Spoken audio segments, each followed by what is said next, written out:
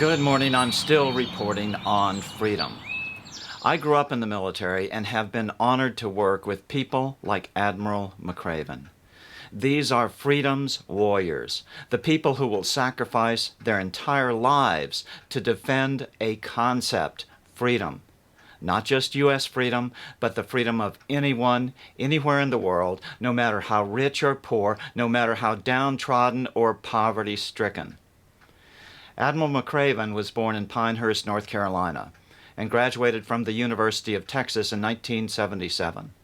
Upon graduation, he went straight into Navy SEAL training and has been there for his entire 36-year naval career. He is currently 58 years old. He took command of U.S. Special Operations Command in 2011.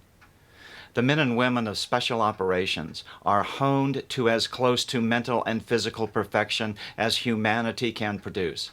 They are the literal voice of freedom. It's my privilege to introduce you to Admiral McRaven's commencement address to the 2014 graduating class of the University of Texas. It is indeed an honor for me to be here tonight. It's been almost 37 years to the day that I graduated from UT. I remember a lot of things about that day. I remember I had a throbbing headache from a party the night before.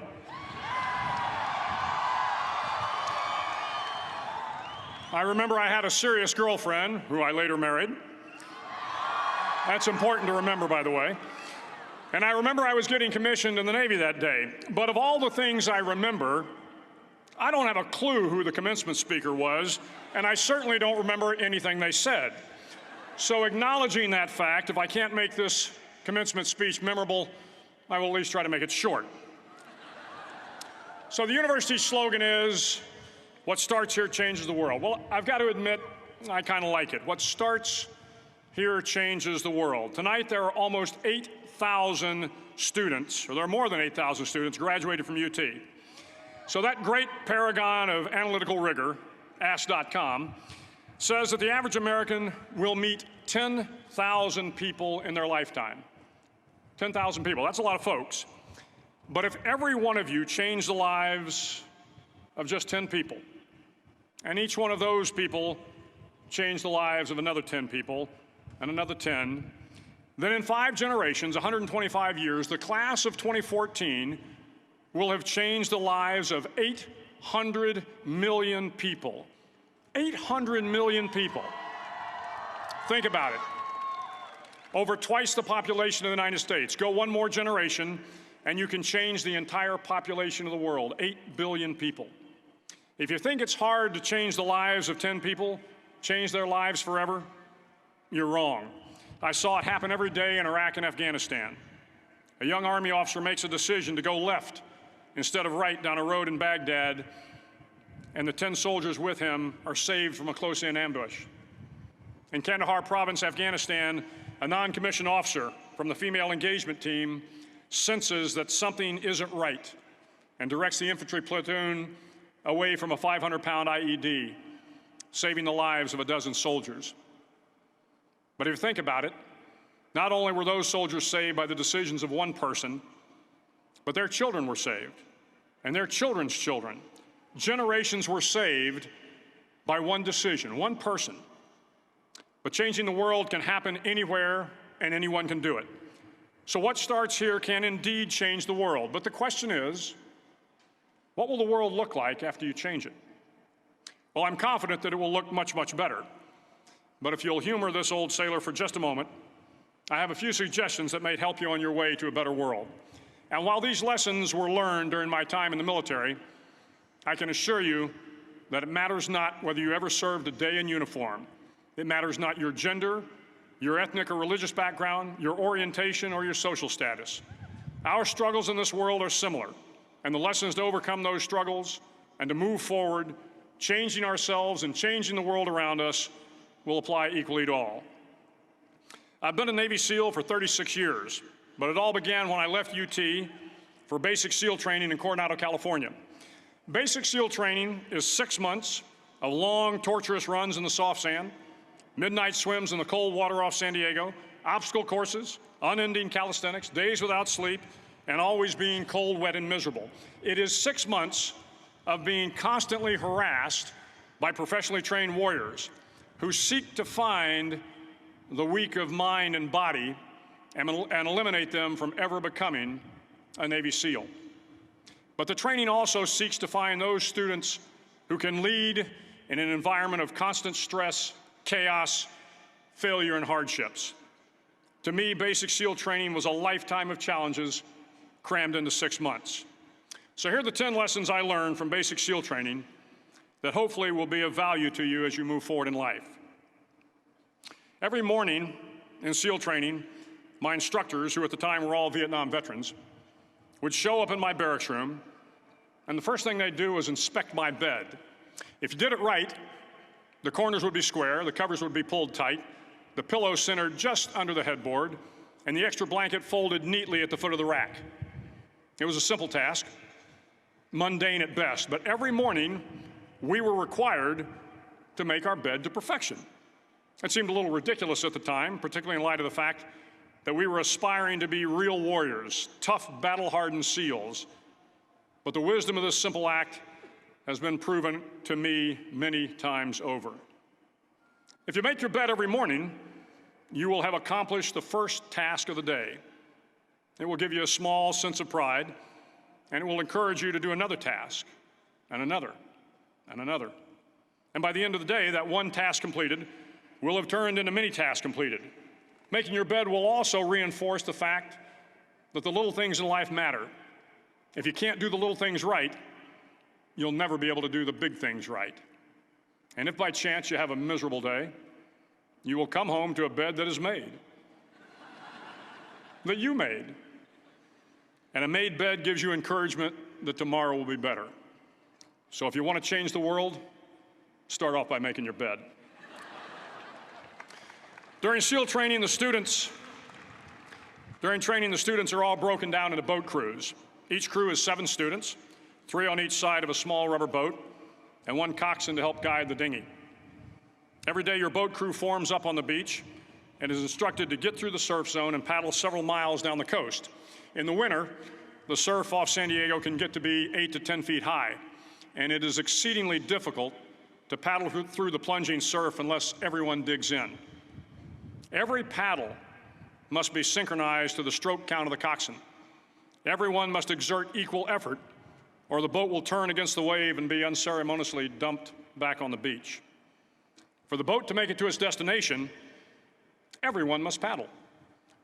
You can't change the world alone. You will need some help. And to truly get from your starting point to your destination takes friends, colleagues, the goodwill of strangers, and a strong coxswain to guide you. If you want to change the world, find someone to help you paddle. Over a few weeks of difficult training, my SEAL class, which started with 150 men, was down to just 42. There were now 6 boat crews of 7 men each. I was in the boat with the tall guys, but the best boat crew we had was made up of the little guys, the Munchkin crew, we called them.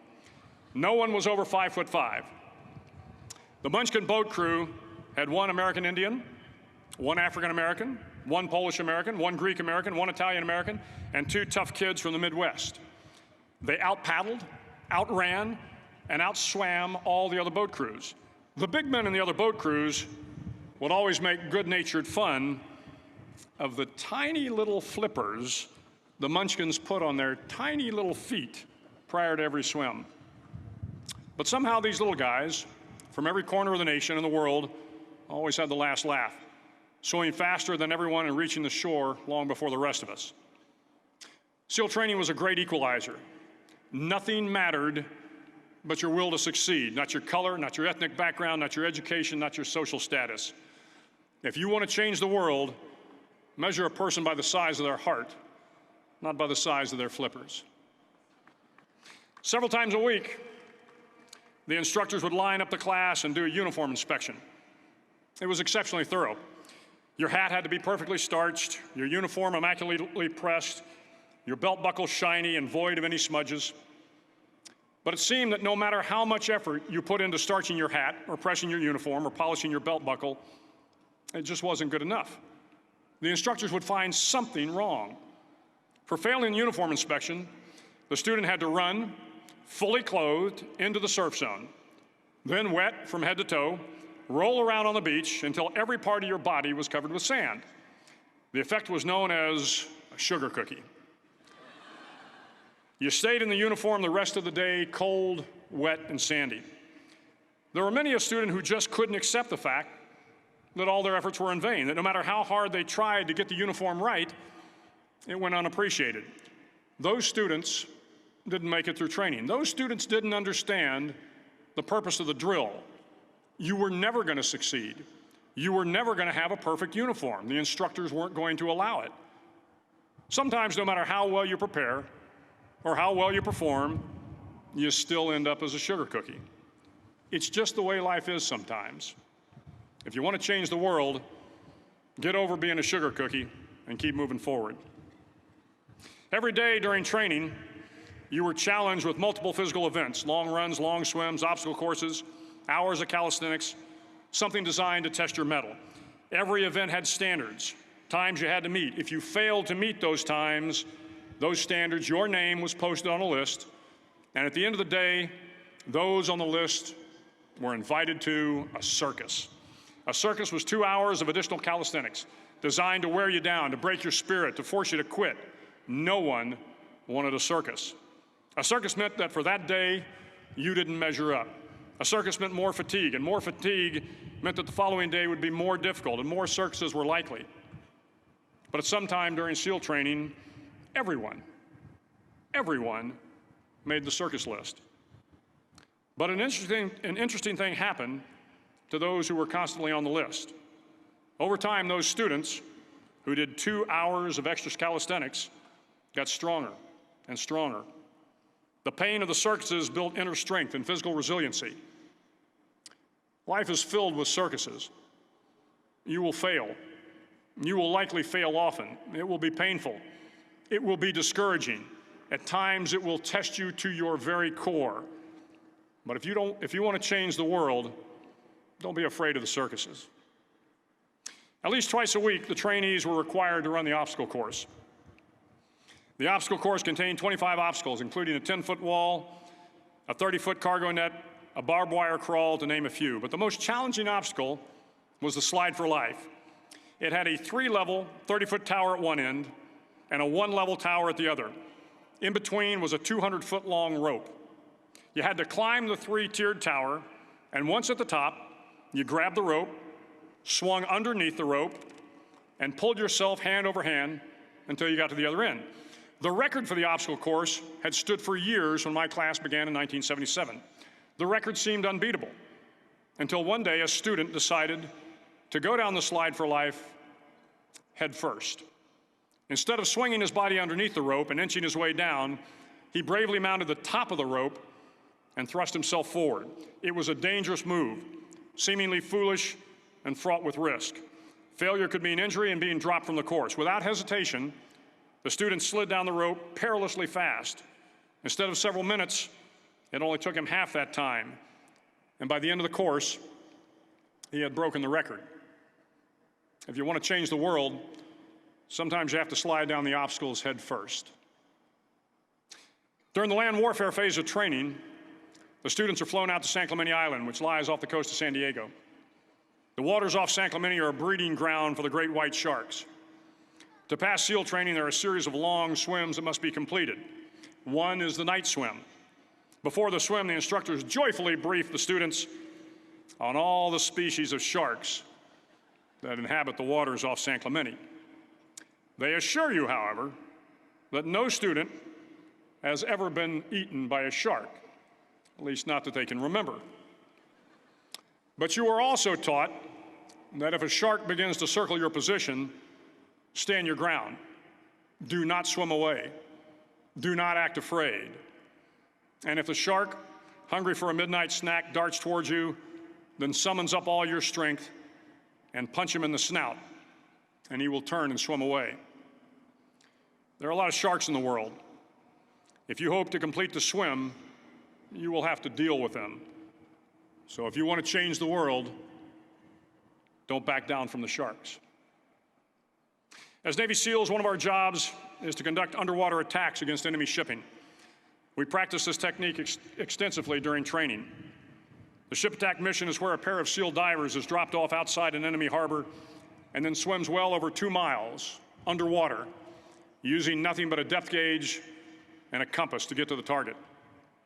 During the entire swim, even well below the surface, there is some light that comes through. It is comforting to know that there is open water above you.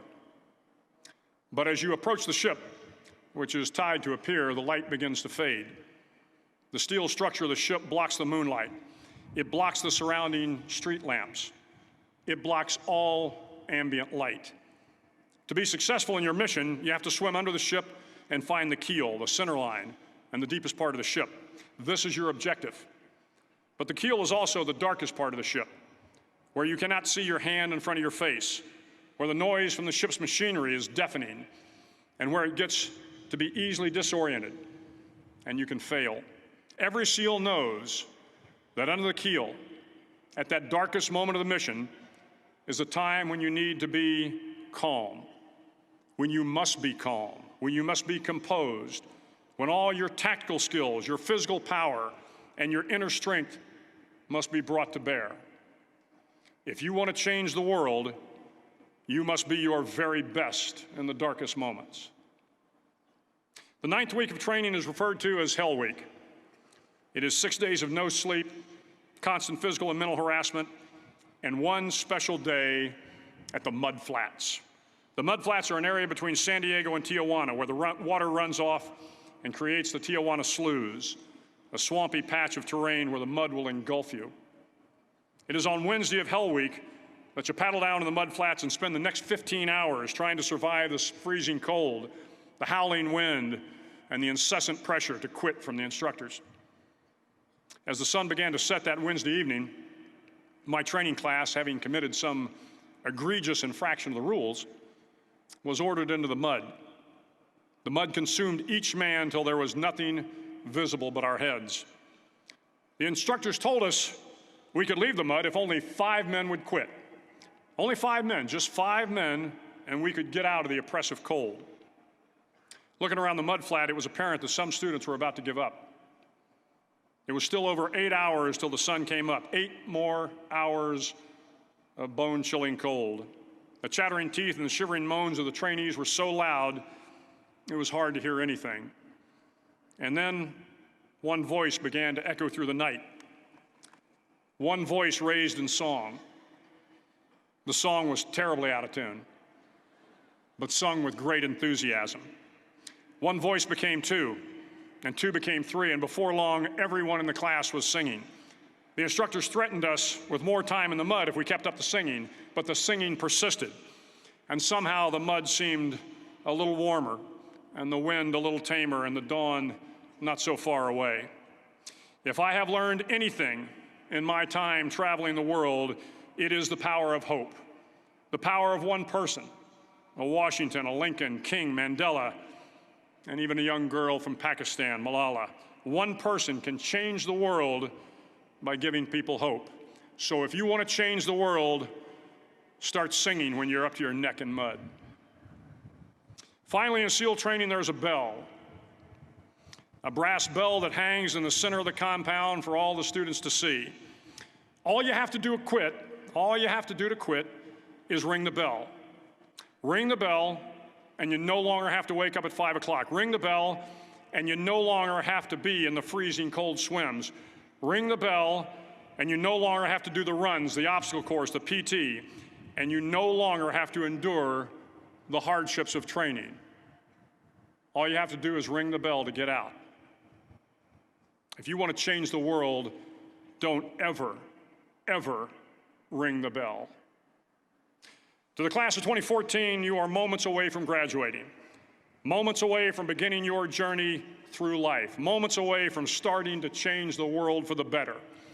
It will not be easy, but you are the class of 2014, the class that can affect the lives of 800 million people in the next century. Start each day with a task completed. Find someone to help you through life. Respect everyone. Know that life is not fair and that you will fail often.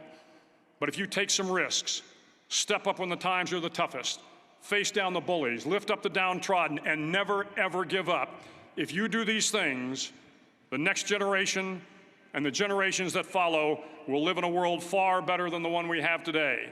And what started here will indeed have changed the world for the better. Thank you very much. Hook 'em horns. Always provide hope and punch the sharks in the nose.